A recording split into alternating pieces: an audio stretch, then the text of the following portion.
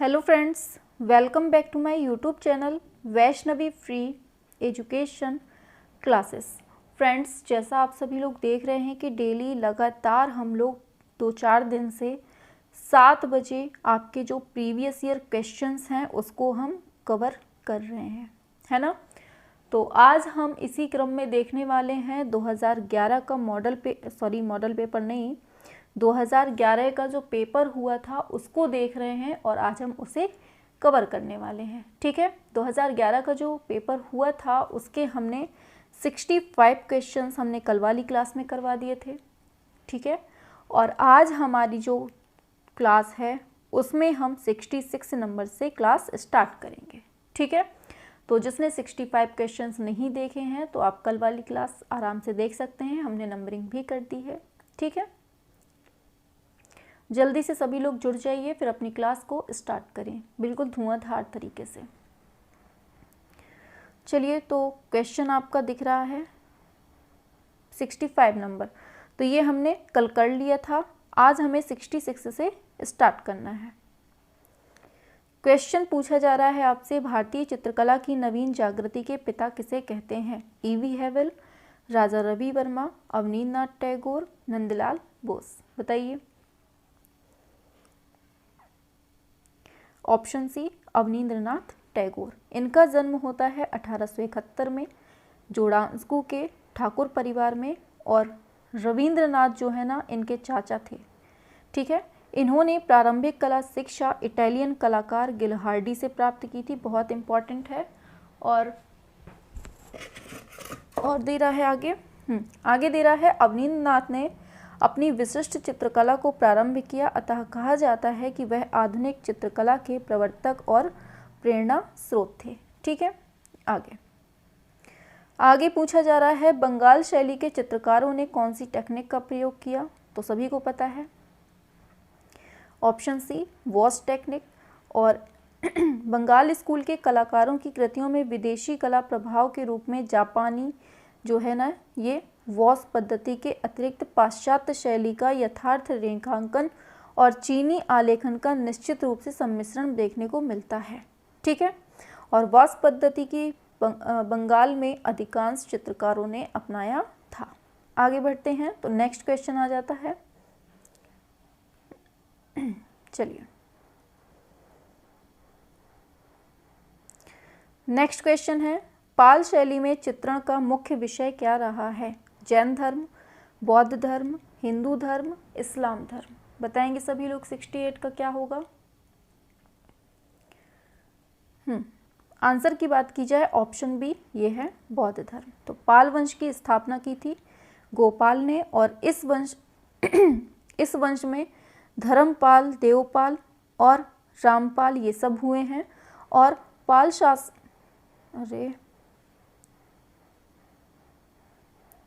और दे रहा है, पाल शासकों ने बौद्ध धर्म को संरक्षण प्रदान किया था, और पाल चित्रकला में बौद्ध धर्म की बहुलता है। ठीक है, पाल शैली के संरक्षक कौन थे? चालुक्य, पाल शासक, शुंग शासक, चोल शासक। आंसर जाएगा ऑप्शन बी, पाल शासक, है ना। तो किसने? पाल शासक थे, जिसमें धर्मपाल, देवपाल, रामपाल ये सब मिलते हैं। आगे दे रहा है, 1844 ईस्वी में सर्वप्रथम किस कलाकार ने अजंता के चित्रों की प्रतिलिपियां तैयार की थीं? रॉबर्ट गिल, अवनींद्रनाथ टैगोर, मुकुल डे, पर्सी ब्राउन। बताइए 70 का क्या होगा? आंसर की बात की जाए, ऑप्शन ए, रॉबर्ट गिल। तो ईस्ट इंडिया कंपनी के अधिकारी व कुशल चित्रकार मेजर रॉबर्ट गिल द्वारा सबसे पहले 1847 ईस्वी में अजंता के चित्रों की प्रतिलिपियां तैयार की गई, बहुत इंपॉर्टेंट है। ठीक है, और रॉबर्ट गिल के द्वारा तैयार अजंता की प्रतिलिपियों को लंदन के क्रिस्टी पैलेस में सर्वप्रथम प्रदर्शित किया था, किंतु दुर्भाग्यवश 1866 में क्रिस्टल पैलेस में अग्नि दुर्घटना से उक्त प्रतिलिपियां नष्ट हो गई थीं।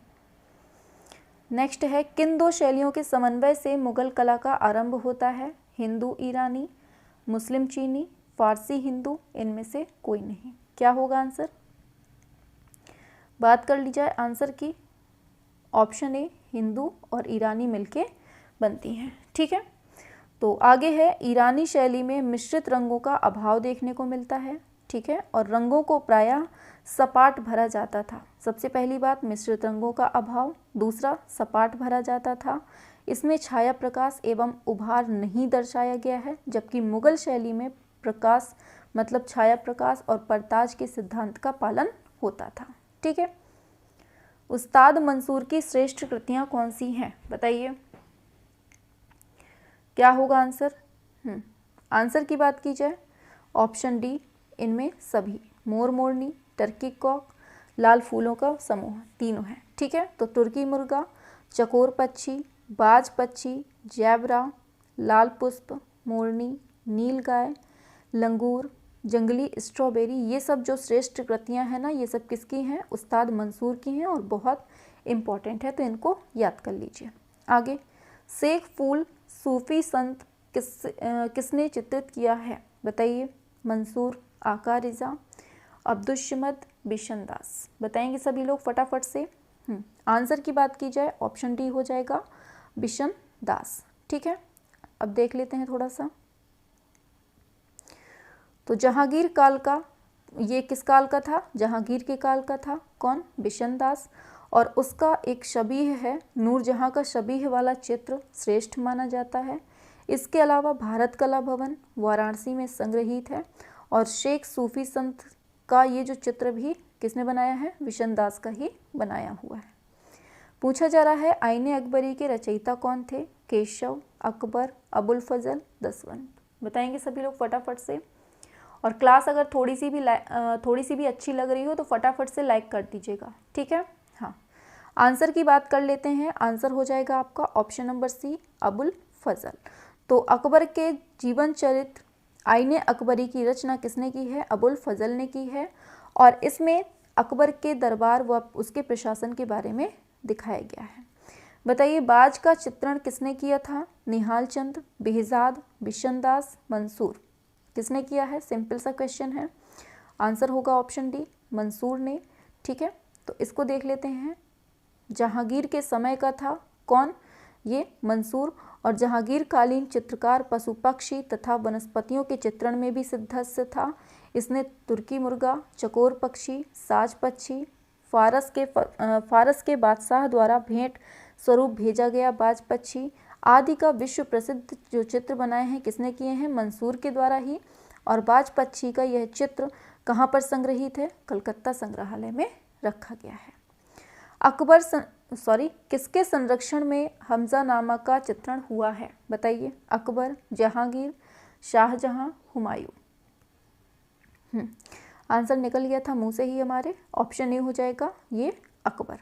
ठीक है, हुमायूं के संरक्षण में दास्तान-ए अमीर हमजा मतलब हमजानामा की शुरुआत हुई थी तथा अकबर के समय में यह पूर्ण होती है, याद रखना है। ठीक है, और एक सेकेंड आगे देख लेते हैं।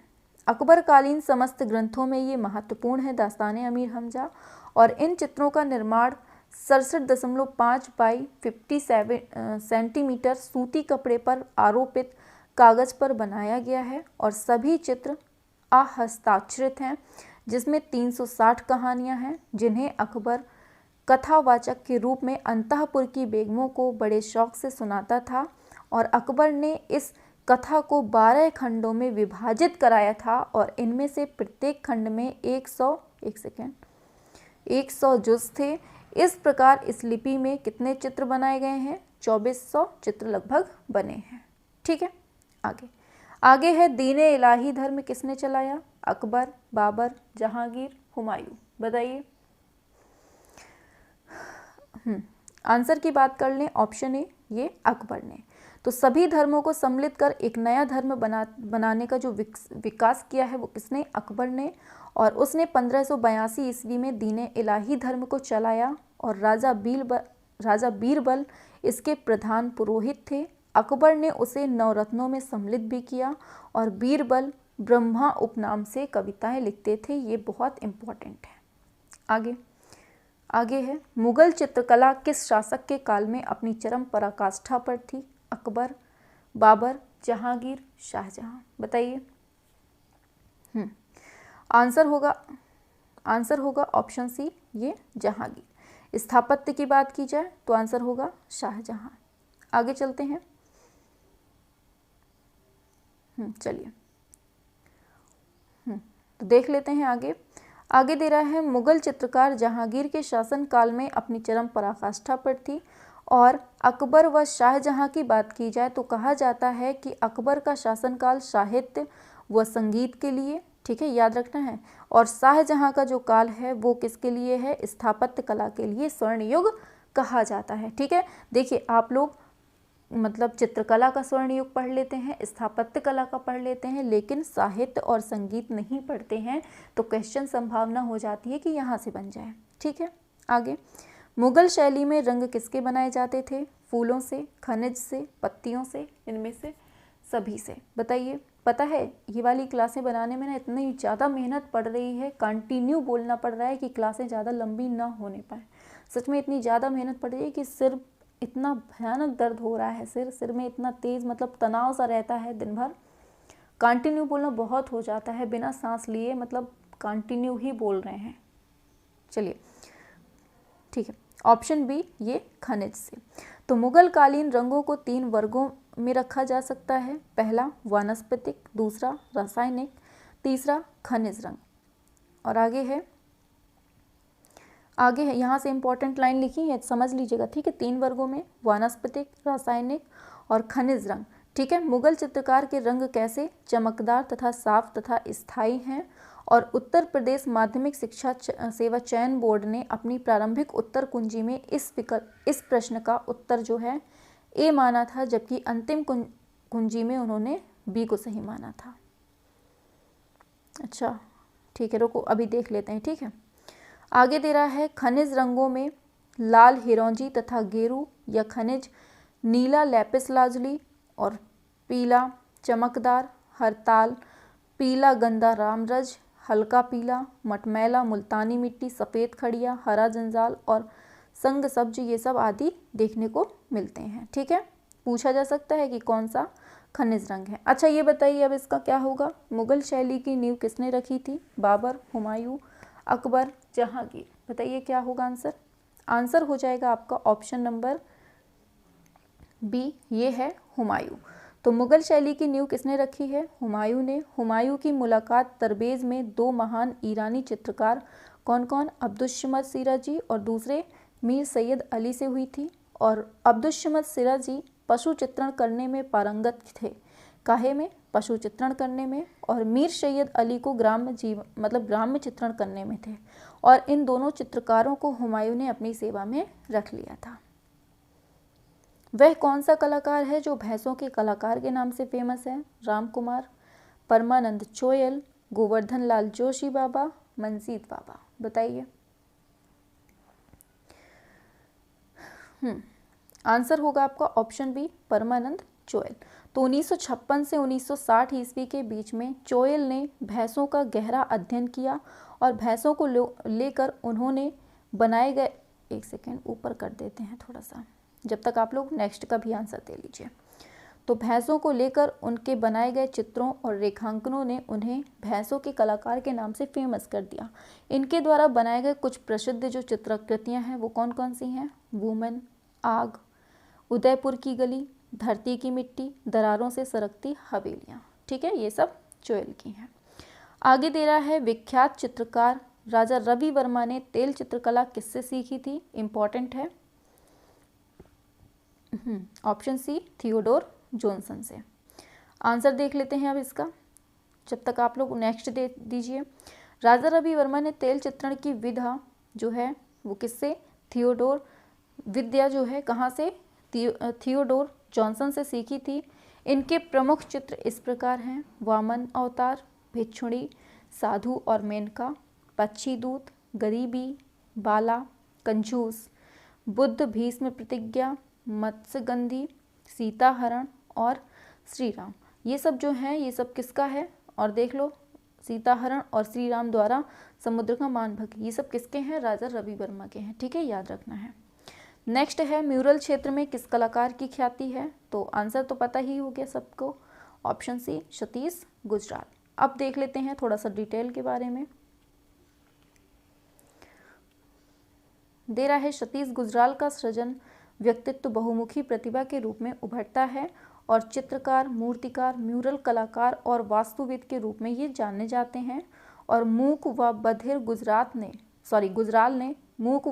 गुजराल ने अपनी सृजन यात्रा के हर चरण में नई उपलब्धियां हासिल की हैं। गलत बहुत है इसमें।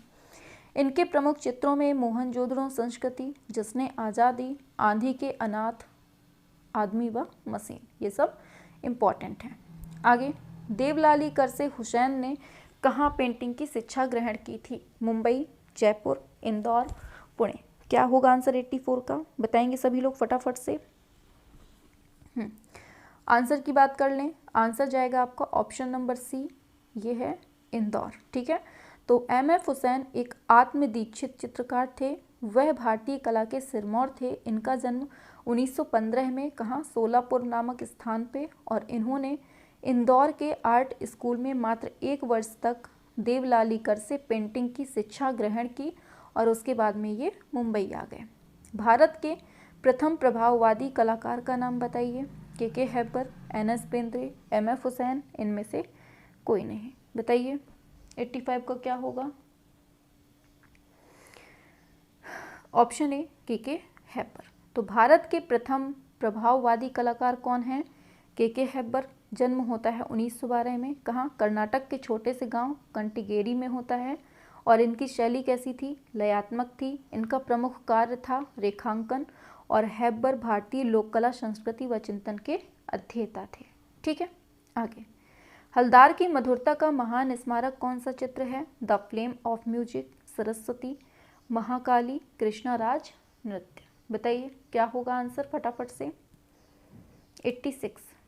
अभी आप लोग डिटेल में पढ़ रहे हैं, फिर हम आपका जो मतलब ये हम डिटेल में पढ़ा रहे हैं ना, फिर हम डिटेल नहीं पढ़ाएंगे, केवल क्वेश्चन करवाएंगे, उसके आंसर करवाएंगे। ठीक है, अभी आप लोग डिटेल में पढ़ लीजिए। चलिए आंसर की बात कर लेते हैं। ऑप्शन सी, ये है महाकाली। तो द फ्लेम ऑफ म्यूजिक होगा आंसर। असित कुमार हलदार का जन्म कब होता है? 10 सितंबर 1890 को, और ये अवनींद्रनाथ टैगोर के शिष्य थे। और 1914 में जोगी मारा की प्रतिलिपियां इन्होंने तैयार की थी। और असित कुमार हलदार अपने चित्रों पर जल रंग, तेल रंग, टेम्परा का प्रयोग करते हैं। ठीक है, आगे, हरिपुरा में कांग्रेस के अधिवेशन के पंडाल को सजाने का कार्य किस कलाकार ने किया था? शैलेंद्र नाथ डे, नंदलाल बोस, असित कुमार हलदार, गगनेंद्र नाथ टैगोर। क्या होगा आंसर? सभी लोग बताएंगे फटाफट से। आंसर की बात की जाए, ऑप्शन बी हो जाएगा नंदलाल बोस। तो नंदलाल बोस गांधी जी से अत्यधिक प्रभावित थे। इन्होंने कूची के साथ साथ आवश्यकता पड़ने पर तिरंगा भी हाथ में लिया। वे बापू की तरह स्वयं भी चरखा काटते थे। सन 1937 से 38 ईस्वी में हरिपुरा में पोस्टर बनाए थे इन्होंने, और हरिपुरा कांग्रेस के पंडाल की जो साज सज्जा में योगदान भी दिया था। असित किस चित्रकार के चित्र रंगमंच से युक्त हैं? बताइए। असित कुमार हलदार, शैलेंद्र नाथ मुखर्जी, बताइए क्या होगा? हाँ, आंसर होगा आपका ऑप्शन नंबर सी, ये है राजा रवि वर्मा। तो रंगमंच से मुक्त हैं, और वे रंगों के द्वारा छाया प्रकाश से चेहरे की भाव भंगिमाओं को अंकित करते थे। राजा रवि वर्मा की आकृतियों में रंग प्रमुख हैं, रेखाएं नहीं। और राजा रवि वर्मा के चित्रों में रंगों की निरंतरता गजब की है।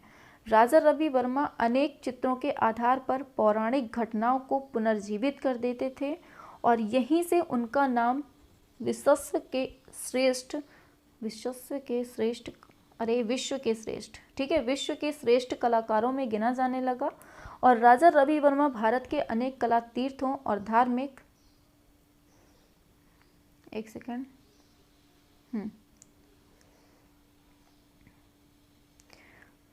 स्थलों में घूम घूम कर वहाँ की पौराणिक वेशभूषा व रीति रिवाजों का अवलोकन किया कर। ये ना पौराणिक वेशभूषा और ये सब चीज़ें बहुत पूछा जाता है ये क्वेश्चन, ठीक है, याद रखना है। आगे चलते हैं। देवी प्रसाद राय चौधरी कौन है? चित्रकार, गीतकार, मूर्तिकार, इतिहासकार। आंसर की बात की जाए, आंसर हो जाएगा आपका ऑप्शन नंबर सी, ये है सी मूर्तिकार।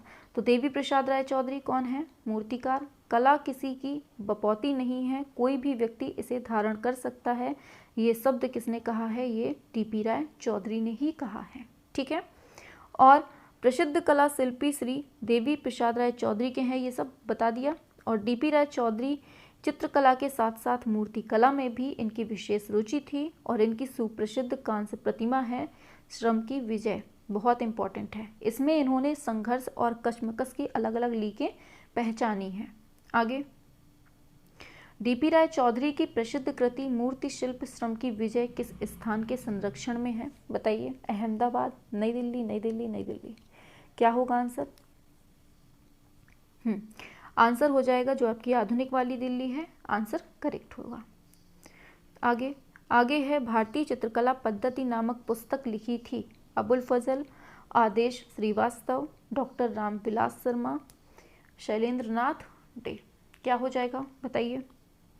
आंसर की बात कर लें, ऑप्शन डी शैलेंद्र नाथ डे। तो भारतीय चित्रकला पद्धति के लेखक कौन है? शैलेंद्र नाथ डे। इनका जन्म होता है इलाहाबाद में और शैलेंद्र नाथ डे की उत्कृष्ट कृतियां भारत कला भवन में संग्रहित हैं। इंपॉर्टेंट लाइन है। संथाल स्त्रियों को किस कलाकार ने प्रमुख रूप से चित्रित किया है? नंदलाल बोस, अमृता शेरगिल, यामिनी राय, असित कुमार हलदार। बताइए। ऑप्शन ए ये है नंदलाल बोस। तो नंदलाल बोस अवनींद्रनाथ के प्रमुख शिष्यों में से एक थे। 1917 ईस्वी में अवनींद्रनाथ टैगोर से शिक्षा दीक्षा प्राप्त करने के बाद ये कोलकाता के गुरु रविंद्रनाथ के द्वारा स्थापित विचित्र नामक कला शिल्प केंद्र और ओरिएंटल स्कूल ऑफ आर्ट्स का इन्हें प्रिंसिपल नियुक्त किया गया। बहुत इंपॉर्टेंट है। और कला भवन में रहकर इन्होंने आसपास के गांवों के चित्र बनाए, जिसमें संथाल स्त्री पुरुष मोस्ट इंपॉर्टेंट है। ठीक है। आगे है किस प्रसिद्ध चित्रकार ने हिमालय चित्रित किया है? सतीश गुजराल, सूजा बेंद्रे, निकोलस रोरिक। 93। आंसर जाएगा आपका ऑप्शन नंबर डी, ये है निकोलस रोरिक। ठीक है। तो निकोलस रोरिक रूस से आकर भारतीय प्रकृति दर्शन और संस्कृति से प्रभावित होकर यहाँ पर बस गए और उनका दृष्टिकोण विश्वजनीय था। इन्होंने हिमालय की अनेक छवियाँ बनाई। सूर्योदय, बहुत इंपॉर्टेंट है ये, सूर्योदय, सूर्यास्त, कोहरा, तेज धूप, चांदनी रात में उन्होंने हिमालय के विभिन्न चित्र बनाए। ठीक है। आगे है कला में मनुष्य अपनी अभिव्यक्ति करता है, यह विचार किसका है? बताइए। कला में मनुष्य अपनी अभिव्यक्ति करता है, ये कोटेशन किसका है? Jaishankar Prasad, Rabindranath Tagore, Freud, Croce. क्या हो जाएगा आंसर? आंसर की बात की जाए आपका राइट होगा ऑप्शन सी रविन्द्रनाथ टैगोर। ठीक है। ईश्वर की कर्तव्य शक्ति का संकुचित रूप जो हमको बोध के लिए मिलता है वही कथा है, ये कहा है जयशंकर प्रसाद ने। और दूसरा है कला दमित वासनाओं का उभरा हुआ रूप है, ये फ्रायड ने। मतलब फ्रायड ने ये चीज़ कही है कि जैसे कोई बलात्कार कर देता है, जैसे अपने संवेगों को, जो मतलब आपके अंदर के इमोशंस होते हैं उनको कंट्रोल नहीं कर पाता है, कोई बलात्कार कर देता है, तो हम जो बलात्कार हो जाता है उससे वो अपने आप को कंट्रोल नहीं कर पाता है। अगर वो उसी अपनी फीलिंग्स को, अपने इमोशंस को अगर वो पेन कॉपी लेकर उसमें उतार दे, जो आप लोग देखते हैं ना कि न्यूड क्या बोलते हैं उनको, न्यूड जो चित्र होते हैं, वो जो कलाकार होते हैं ना न्यूड वाले, वो ऐसे ही होते हैं जो बलात्कार करने के भय से अपने पेन कॉपी को उतार देते हैं उसमें चित्र। ठीक है। समझ गए होंगे कि जिनके अंदर बहुत ज़्यादा इमोशंस आते हैं, जो गलत इमोशंस आते हैं, वो किसी गलत काम को अंजाम ना देकर वो पेन कॉपी पे उतार देते हैं और वही चित्रकार आगे चल के फेमस हो जाते हैं। ये कथन किसका है? ये है फ्रायड महोदय का कहना। ठीक है। आगे चलते हैं। नेक्स्ट है जैन शैली को पश्चिम भारतीय शैली किस विद्वान ने कहा है? राय कृष्णदास, E.V. हैवल, आनंद कुमार स्वामी, रविंद्रनाथ टैगोर। बताएंगे। आंसर होगा आपका option number C, Anand Kumar स्वामी। जैन शैली को पश्चिम भारतीय शैली आनंद कुमार स्वामी ने कहा है। और आनंद कुमार स्वामी ने जैन शैली का नामकरण इतिहासकार लामा तारानाथ के द्वारा दिए गए नाम पश्चिम भारतीय शैली का समर्थन करते हुए इस शैली का नाम पश्चिम भारतीय शैली दिया है। बताइए चारकोल क्या है? पेंसिल, लोहा, कोयला, कोलतार की बत्ती। ऑप्शन सी ये कोयला है। तो लकड़ी का कोयला या काठ कोयला, इसी को चारकोल बोलते हैं, ठीक है। ये सच्छिद्र ठोस पदार्थ होता है जो लकड़ी, हड्डी आदि को ऑक्सीजन की अनुपस्थिति में गर्म करके उसमें से जल और अन्य वाष्पशील पदार्थों को निकालकर बनाया जाता है, और इस प्रक्रिया को हम ऊष्म विघटन कहते हैं, ठीक है, पैरालिसिस। चलिए आगे है, दो बिंदुओं के बीच की दूरी क्या कहलाती है? क्षय वृद्धि, पोत, रेखा, रूप। बताइए क्या हो जाएगा? आंसर की बात कर लेते हैं। ऑप्शन सी रेखा कहते हैं। भावों को चाक्षुष रूपों में अथवा विचारों को चित्रात्मक रूपों में व्यक्त करने की मानवीय इच्छा ने ही रेखा को जन्म दिया। आगे, अबाध गति से बिंदुओं को अंकित करने में रेखा की सृष्टि होती है। यह कला का सरलतम, सार्वभौम तथा सर्वाति प्राचीन माध्यम है। ज्यामिति के अनुसार दो बिंदुओं के बीच की रेखा को रेखा के द्वारा व्यक्त किया जाता है। अनुकरण ही कला का मूल है, ये किसने कहा है? रविन्द्रनाथ टैगोर, हीगल, अरस्तु, क्रोचे। बताइए क्या होगा आंसर?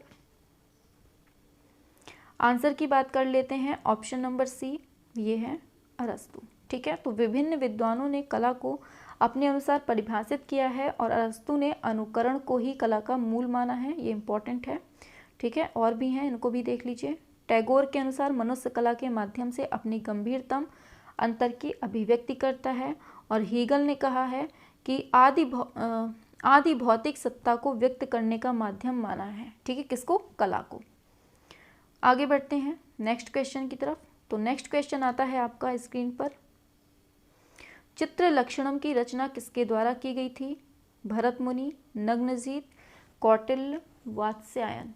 बताइए क्या होगा 99?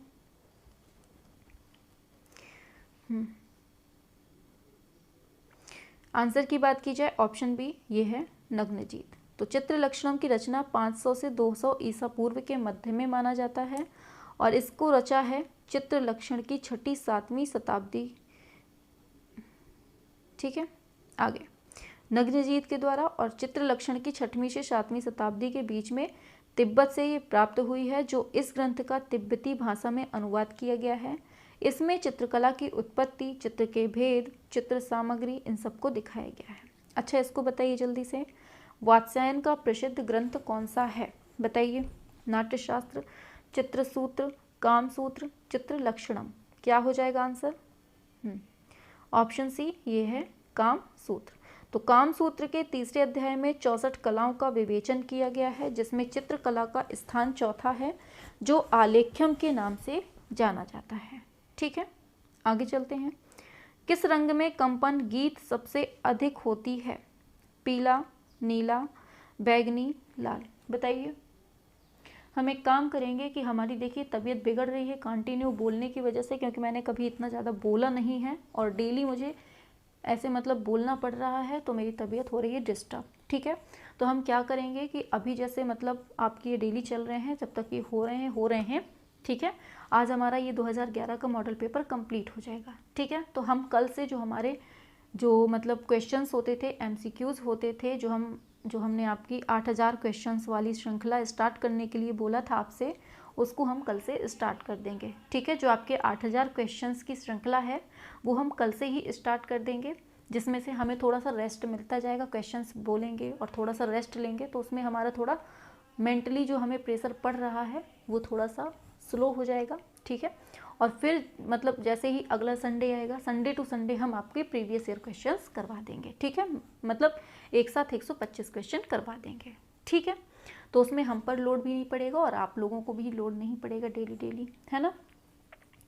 क्योंकि हमने कभी इतना ज़्यादा कंटिन्यू नहीं बोला है, यहाँ बोलना पड़ता है, फिर कोचिंग में भी, फिर बहुत सारा मतलब लोड पड़ जाता है हमारे ऊपर। तो हमारे ऊपर बहुत ज़्यादा तबीयत से डिस्टर्ब हो रही है, ठीक है। तो थोड़ा सा आप लोग सपोर्ट करिए। चलिए, ऑप्शन सी ये है बैगनी, ठीक है। तो कल से जो हमारे 8000 क्वेश्चंस की सीरीज है ना, वो स्टार्ट कर रहे हैं, ठीक है। तो कल से हम 8000 क्वेश्चंस की सीरीज स्टार्ट कर देंगे, तो सभी लोग शाम को 7 बजे जुड़ेंगे। ये वो वाले क्वेश्चन होंगे 8000 जो बहुत इंपॉर्टेंट होंगे, बिल्कुल से सिलेक्टेड क्वेश्चंस होंगे जो आपके एग्जाम में 100% मार्क करेंगे। ठीक है, उसमें हम नंबरिंग भी करते जाएंगे, पार्ट 1, पार्ट 2, पार्ट 3, ऐसे ऐसे करके। ठीक है, चलिए ऑप्शन सी हो जाएगा बैंगनी। तो प्रकाश का निर्माण 7 रंगों से मिलकर बना होता है, इसकी विकिरण अलग अलग होता है और बैंगनी रंग का विकिरण सबसे अधिक और लाल रंग का विकिरण सबसे कम होता है। इसी कारण उगता और डूबता हुआ सूरज लाल दिखाई पड़ता है। आगे, बिना तूलिका की सहायता से कौन से रंग प्रयोग किए जाते हैं? टेम्परा, जल रंग, तेल रंग, पेस्टल। क्या हो जाएगा आंसर? आंसर होगा ऑप्शन नंबर डी, पेस्टल। इसको देख लेते हैं आगे। बिना तूलिका की सहायता से पेस्टल रंगों का प्रयोग किया जाता है। पेस्टल रंगों के लिए खुरदुरा कागज प्रयुक्त किया जाता है और इन रंगों को नाइफ या चाकू की सहायता से लगाया जाता है और शेष तीनों रंगों का प्रयोग तूलिका की सहायता से किया जाता है और टेम्परा, जल रंग और तेल रंग के चित्रण हेतु सेबल तथा ब्रिसल तूलिका का इस्तेमाल किया जाता है। ठीक है, आगे चलते हैं। पूछा जा रहा है कोलाज क्या है? कागज के साथ पोस्टर, अखबार का संयोजन, टुकड़ों का संयोजन, अभिलेख संयोजन। बताइए 103 का आंसर होगा आपका ऑप्शन नंबर सी, ये है टुकड़ों का संयोजन। कागज या टुकड़ों को नित्य तल पर चिपकाकर तैयार की गई कलाकृति जो है वो कोलाज चित्रण कहलाती है। अब नेक्स्ट है, निम्न में से त्रिआयामी कला कौन सी है? चित्रकला, नृत्य, मूर्तिकला, संगीत। क्या होगा आंसर? आंसर की बात की जाए ऑप्शन सी, ये है मूर्तिकला।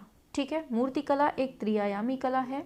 मूर्तिकला में नक्काशी, पत्थर या लकड़ी, मॉडलिंग, मिट्टी मोम, ढलाई और वेल्डिंग के रूप में त्रिआयामी कला प्रस्तुत की जाती है। देखिए क्वेश्चंस इंपॉर्टेंट हैं और डिटेल्स बहुत ज़्यादा इंपॉर्टेंट है इस बार, इस वजह से हम थोड़ा सा कोई भी रिस्क नहीं लेना चाहते हैं, इसलिए हम आपको पूरा हर चीज़ पढ़ा रहे हैं। ठीक है, भाव कला को क्या देता है? लय, आनंद, परिवर्तन, अभिव्यक्ति। बताइए। आंसर होगा आपका ऑप्शन नंबर डी, अभिव्यक्ति। तो भारतीय चित्रकला में भाव का स्थान बहुत महत्वपूर्ण है।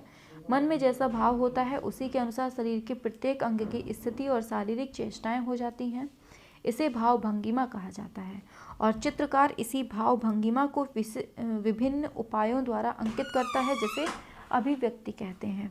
कला शब्द का प्रयोग सबसे पहले कहाँ हुआ है? रामायण में, महाभारत में, ऋग्वेद में, अथर्ववेद में। क्या हो जाएगा आंसर?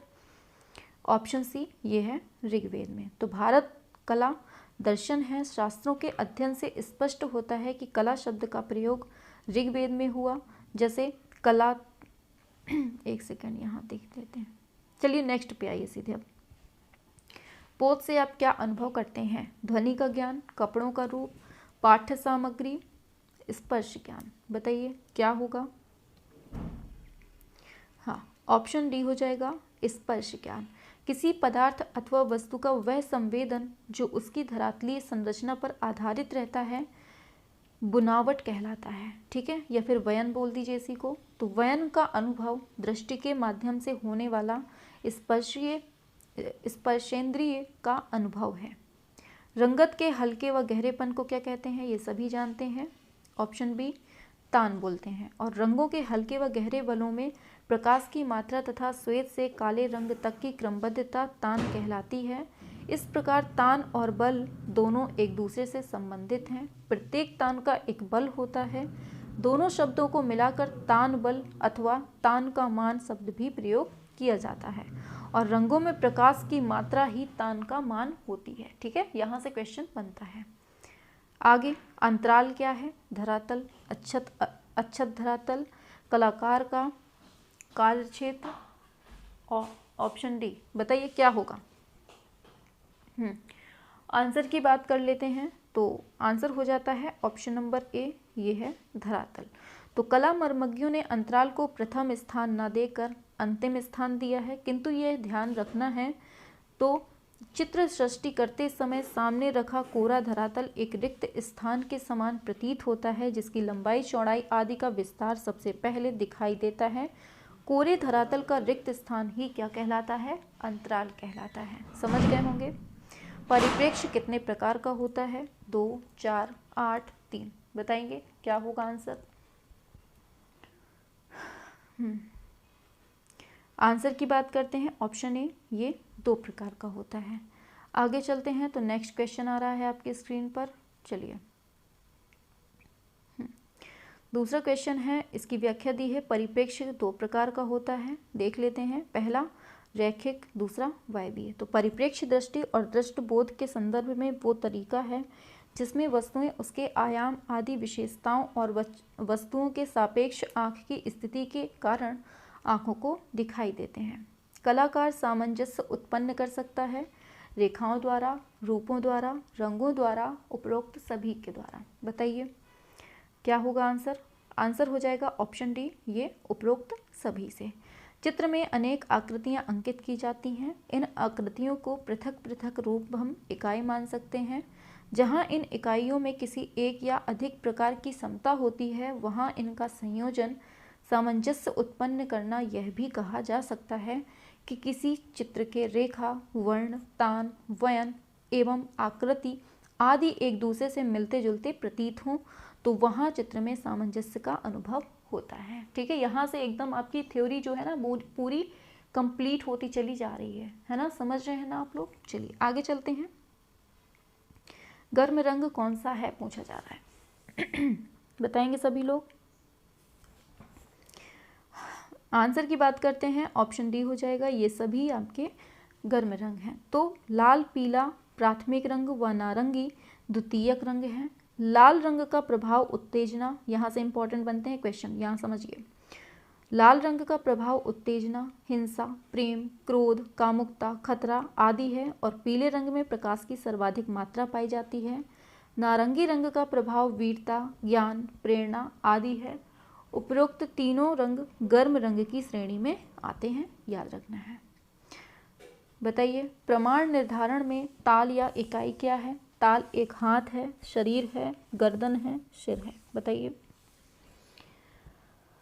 और क्लास अगर पसंद आ रही हो थोड़ी सी भी तो सभी तक शेयर करना है, ठीक है। आगे बढ़ते हैं। ऑप्शन डी, ये ताल एक सिर है, ठीक है। तो संयोजन के सिद्धांत में प्रमाण अनुपात को प्रकट करता है और विभिन्न आकृतियों का सही सही ज्ञान प्रमाण कहलाता है। प्रमाण की दृष्टि से कला आचार्यों ने 5 प्रकार के रूप, बहुत इंपॉर्टेंट हैं, कौन कौन से? मानव, भयानक, राक्षस, कुमार और बालक बताए हैं, ठीक है, बहुत इंपॉर्टेंट है। प्रमाण के निर्धारण में ताल या इकाई एक सिर होता है, ये याद रखना है, खोपड़ी होती है, ठीक है, जैसे आप लोगों की। वर्ण क्या है? प्रकाश की संपत्ति, संवेदना की संपत्ति, रेखांकन की संपत्ति, वस्तु की संपत्ति। बताइए सभी लोग। हाँ, ऑप्शन ए हो जाएगा, प्रकाश की संपत्ति। तो वर्ण वास्तव में प्रकाश का गुण है, अर्थात वर्ण की जो उत्पत्ति प्रकाश से होती है, ठीक है। संपत्ति लिखा है, ये उत्पत्ति होगा, ठीक है, हाँ उत्पत्ति। इस तथ्य का उद्घाटन 1670 ईस्वी में सर आइजैक न्यूटन ने की थी। एक सेकेंड। प्रकाश की किरणों द्वारा ही हम किसी वस्तु के रंग को देख सकते हैं। जब वस्तु से टकराकर प्रकाश आँखों की रेटिना पर पड़ता है तो रेटिना के पास में रोड्स तथा कोन्स ग्रंथियाँ चेतन हो जाती हैं, जिसके परिणाम स्वरूप हम वस्तु को देख सकते हैं, ठीक है, वर्ण को देख पाते हैं। आगे बढ़ते हैं। पूछा जा रहा है एचिंग क्या है? वॉश टेक्निक है, ग्राफिक टेक्निक है? बताइए, तीनों दोनों हैं या फिर कोई नहीं? क्या हो जाएगा आंसर? आंसर होगा ऑप्शन बी, ये ग्राफिक टेक्निक है। तो एचिंग एक ग्राफिक टेक्निक है जिसमें नक्काशी, धातु में बनी आकृति में डिज़ाइन तैयार करने के लिए, किसी धातु की सतह के आरक्षित हिस्सों की कटाई के लिए तीव्र एसिड या मॉर्डेंट का इस्तेमाल करने की प्रक्रिया को कहते हैं। और प्रिंट तैयार करने के लिए इंटेग्लियो विधि के रूप में आज इसका बड़े पैमाने पर इस्तेमाल भी किया जाता है। फुलकारी क्या है? पॉपुलर कला है, ललित कला है? बताइए क्या है? 16 ऑप्शन सी, ये लोक कला है। तो फुलकारी किस एक तरह की क्या है? कढ़ाई होती है जो चुनरी दुपट्टों पर हाथों से की जाती है। फुलकारी शब्द फूल और कारी से बना है, जिसका मतलब है फूलों की कलाकारी। ठीक है, और यह विशेषता कहाँ, किस प्रांत में, पंजाब के प्रांत में होती है। ठीक है, आगे डिपर किससे संबंधित है, एक्रेलिक, तेल, टैक्स, जल रंग। क्या होगा आंसर, ऑप्शन बी, ये तेल चित्रण से। तो डिपर का प्रयोग तेल चित्रण में होता है और कलर प्लेट में जिस स्थान पर तेल रखा जाता है उसे डिपर कहते हैं, तथा तेल चित्रण का माध्यम तारपीन का तेल, अलसी का तेल तथा वार्निश होता है। बहुत इंपॉर्टेंट है। ठीक है, और तेल चित्रण के लिए सर्वश्रेष्ठ वार्निश कोपाल वार्निश है। ठीक है, और तेल चित्रण में अलसी के तेल तथा तारपीन के तेल का अनुपात आधा आधा होता है। इंपॉर्टेंट है अलसी का और तारपीन का। ठीक है, बताइए ऑस्टवॉल्ट आदर्श वृत्त में रंगते हैं 18 रंगों में, 22 में, 24 में, 32 में। बताइए क्या होगा आंसर, फटाफट से करेंगे। आंसर की बात की जाए होगा ऑप्शन सी, ये है 24 रंगों में। ठीक है, चलिए आगे बढ़ते हैं नेक्स्ट क्वेश्चन की तरफ। चलिए चलिए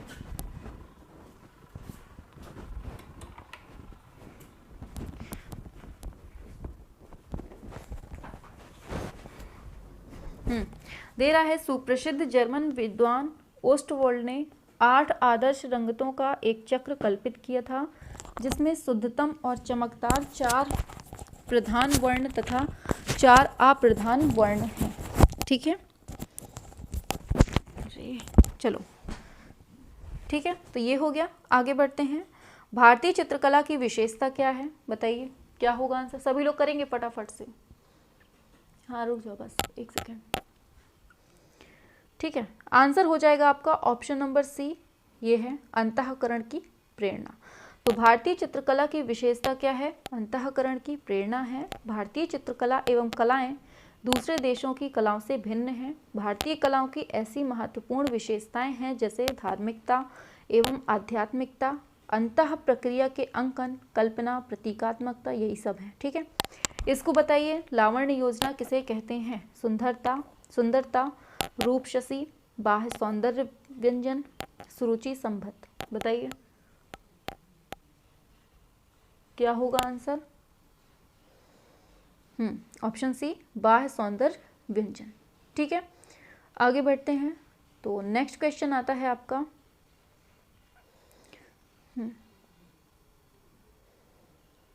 चलिए पूछा जा रहा है लावण्य लावण्य कहते हैं रूपमिति को। रूप प्रमाण और भाव होने के साथ साथ चित्र में लावण्य होना भी आवश्यक है।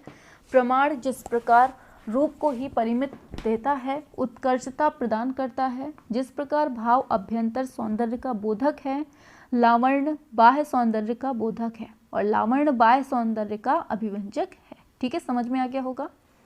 तीव्र प्रकाश को कहा जाता है शेड, टिंट, मध्य प्रकाश, हाईलाइट।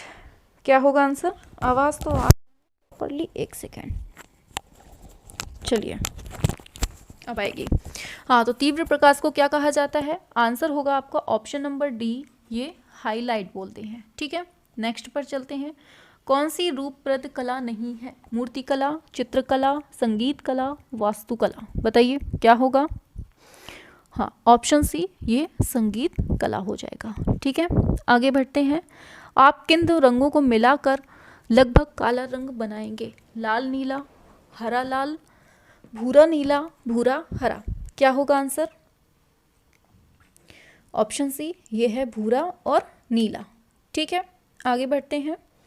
स्वर्णिम विभाजन सिद्धांत कहाँ के कलाकारों ने विकसित किया था, यूनान, जापान, चीन, भारत। क्या होगा आंसर, हो जाएगा ऑप्शन नंबर ए, यूनान के। फिर है डोगरा आर्ट गैलरी कहाँ है, श्रीनगर, जम्मू, कांगड़ा, चंबा। बताइए जल्दी से फटाफट से। हाँ, आंसर होगा आपका ऑप्शन नंबर बी, ये जम्मू। तो डोगरा कला दीर्घा जम्मू में है। इसकी स्थापना 18 अप्रैल 1954 को होती है। ठीक है, तो हमारे जो यहाँ से 125 क्वेश्चंस थे ये हमने पूरे टोटल कवर कर लिए। ठीक है, तो आपको उम्मीद है बहुत अच्छे से क्लियर हुआ है। देखिए थोड़ा सा मेंटली हमें बहुत ज़्यादा प्रेशर हो रहा है, बहुत ज़्यादा हमें तनाव हो रहा है, इस वजह से हम जो ये कंटिन्यू डेली कर रहे हैं इसको डेली ना करके हम संडे टू संडे आपका प्रीवियस ईयर क्वेश्चंस रख देते हैं। ठीक है, और जो आपकी 8000 क्वेश्चंस की सीरीज हम आपके लिए स्टार्ट करने जा रहे हैं, 8000 क्वेश्चंस की सीरीज स्टार्ट करने जा रहे हैं, जो कि हमारी कल से होगी। कब से? कल से ये सीरीज स्टार्ट होगी। और जो ये आपके प्रीवियस ईयर क्वेश्चंस हैं ये आपके संडे टू संडे हम करवा देंगे एक एक, तो इससे हम पर भी लोड ना पड़ेगा और ना ज़्यादा हमारी तबीयत डिस्टर्ब होगी। ठीक है, क्योंकि लगातार हम अभी बोल रहे हैं ना, तो हम मतलब अब हम क्या बताएं हमें अंदर से कैसा लगता है, बहुत ज़्यादा अंदर से थकावट सी हो रही है और मेंटली हमें बहुत ज़्यादा मतलब सिर में इतना दर्द हो रहा है कंटिन्यू बोलना, क्योंकि कभी हमने इतना ज़्यादा बोला नहीं है कंटिन्यू, इस वजह से। ठीक है, तो कल से आपके 8000 क्वेश्चंस की श्रृंखला स्टार्ट हो रही है कल से। तो कल से आपको डेली शाम को 7 बजे जुड़ना है। ठीक है, और जो क्लास को बाद में देख रहे हैं, जो क्लास को बाद में देख रहे हो, तो उनके लिए एक चीज़ आप लोग प्लेलिस्ट में देख लीजिएगा, तब तक तो आपकी प्लेलिस्ट भी बन चुकी होगी। ठीक है, प्लेलिस्ट में जाकर देख लीजिएगा, 8000 क्वेश्चंस की सीरीज हम वहाँ पर मिल जाएगी आपको। ठीक है, बना देंगे तो आप देख लीजिएगा। तो आपको डेली अब शाम को 7 बजे जुड़ना है, संडे को आपके ये प्रीवियस ईयर क्वेश्चंस स्टार्ट हो जाएंगे। ठीक है, चलिए फिर मिलते हैं कल आराम से 8000 वाली क्वेश्चन सीरीज में। और एक चीज़ और, जो आपके 8000 क्वेश्चंस होंगे ना वो बहुत इंपॉर्टेंट होंगे, बहुत बहुत बहुत ज़्यादा। इस श्रृंखला को बिल्कुल मत छोड़िएगा। ठीक है, देखिए इसमें क्या होता है ना, ये जो क्वेश्चंस हम होते हैं, क्वेश्चंस बोल देते हैं, थोड़ा सा हमें बीच में रेस्ट मिल जाता है बोलने का, है ना। और इसमें क्या होता है कि क्वेश्चंस भी बोलना है और फिर उसके ऑप्शंस भी बोलने हैं और डायरेक्ट आंसर बताते हुए चलना है, फिर दूसरा क्वेश्चंस, ये कंटिन्यू हो जाता है, जिसकी वजह से हमारे अंदर मतलब बहुत ज़्यादा एनर्जी का बहुत ज़्यादा लॉस हो जाता है ना। एनर्जी का बहुत ज़्यादा लॉस हो जाता है, हम बिल्कुल भी बीच में नहीं रुकते हैं, इस वजह से थोड़ा सा तबीयत हमारी बीच में डिस्टर्ब हो गई है। लेकिन टेंशन मत लीजिए, ये क्वेश्चंस भी आपके संडे टू संडे होते रहेंगे। और ये वाले जो क्वेश्चंस हैं कि पहले क्वेश्चन बोल दिया, फिर 4 ऑप्शन आपके बोल दिए, तो इसमें थोड़ा सा हमें रेस्ट मिल जाता है बीच में, है ना। तो इसमें कंटिन्यूटी बनी रहती है। तो क्लास अच्छी लग रही हो तो फटाफट से सभी तक शेयर कर दीजिएगा। ठीक है, और गर्मी पड़ रही है ना, मेन चीज़ है गर्मी की वजह से, गर्मी अंदर से बढ़ रही है, कंटिन्यू बोलने से ना गर्मी बढ़ती है, प्यास तो लगती है, प्यास मतलब प्यास लगती है, लेकिन हमें पता नहीं चलता कि हमें बहुत तेज़ प्यास लगी है। मेन चीज़ हमारे साथ ये होता है कि हमें प्यास लगती है, मतलब गला तो सूखता है, हमें पता चल जाता है, लेकिन हमारी आदत ये है कि हम पानी नहीं पीते हैं, बहुत कम पानी का वो हो जाता है। तो बस इसी वजह से हमें थोड़े से मतलब सिर घूमा घूमा लगता है, ऐसा लगता है कि जैसे हमने पौआ लगा लिया हो तो इस वजह से थोड़ी सी दिक्कत हो रही है। गर्मी का मौसम है, आप लोग भी जानते हैं कि कंटिन्यू एक ही चीज़ में घुसे रहना बहुत ज़्यादा प्रॉब्लम हो जाती है। ठीक है, तो फिर डेली मिलते हैं रात में 7 बजे। तो कल भी ऐसे ही 8000 क्वेश्चंस की सीरीज़ लेकर स्टार्ट होंगे। ठीक है, हम उसमें नंबरिंग कर देंगे, तो आप लोग देख लीजिएगा। ऐसा नहीं है कि एक ही दिन में 8000 क्वेश्चन, ऐसा कुछ नहीं है। ठीक है, एक दिन में जितने क्वेश्चन हो जाएंगे उतना ही देखेंगे। ठीक है, चलिए फिर मिलते हैं नेक्स्ट क्लास में नेक्स्ट सेशन के साथ। चलिए।